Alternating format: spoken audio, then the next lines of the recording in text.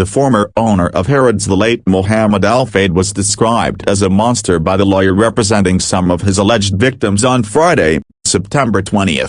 "I have never seen a case as horrific as this," lawyer Dean Armstrong said at a press conference in London. According to the BBC, 5 women have claimed they were raped by Al-Fayed, the father of Mohamed Al-Fayed, who died alongside Princess Diana in 1997, before his death aged 94, in 2023.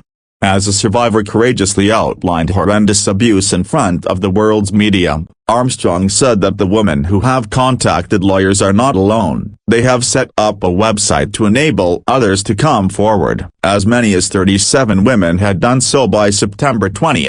Armstrong added, "Our single aim is to seek justice for the survivors of the sexual abuses of Mohamed Al-Fayed." Armstrong continued and claimed Fayed was enabled by an unsafe system of work which the store Harrods established, maintained and, we say, facilitated during his chairmanship.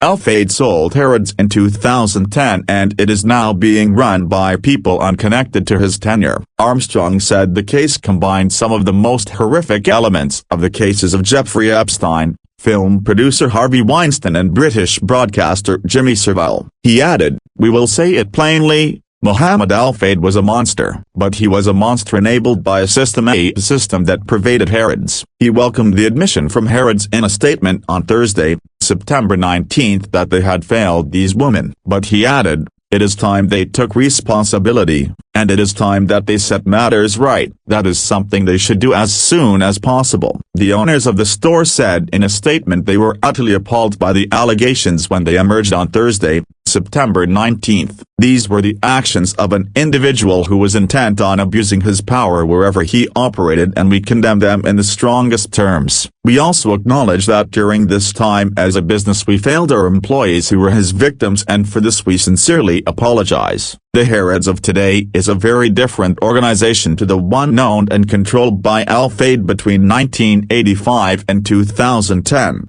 It is one that seeks to put the welfare of our employees at the heart of everything we do. While we cannot undo the past, we have been determined to do the right thing as an organization, driven by the values we hold today, while ensuring that such behavior can never be repeated in the future.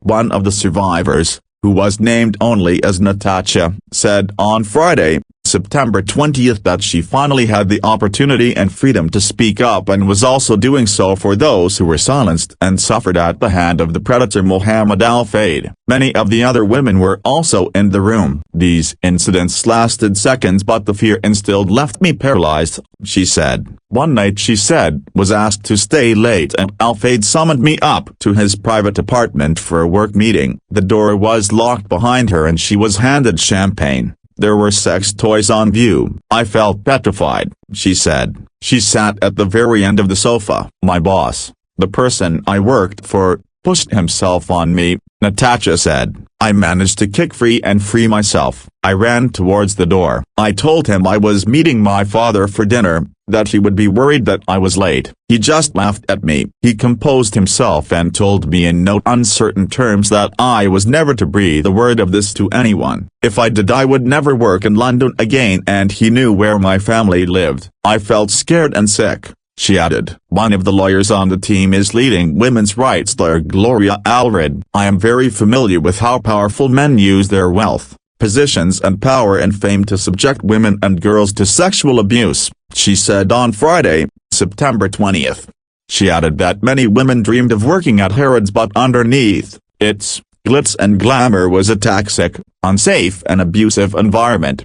"We say something was rotten at the core of Harrods," she continued, before adding that the women who have come forward are role models in courage. "They know what happened. This is a teaching moment for Harrods, a teaching moment for corporations.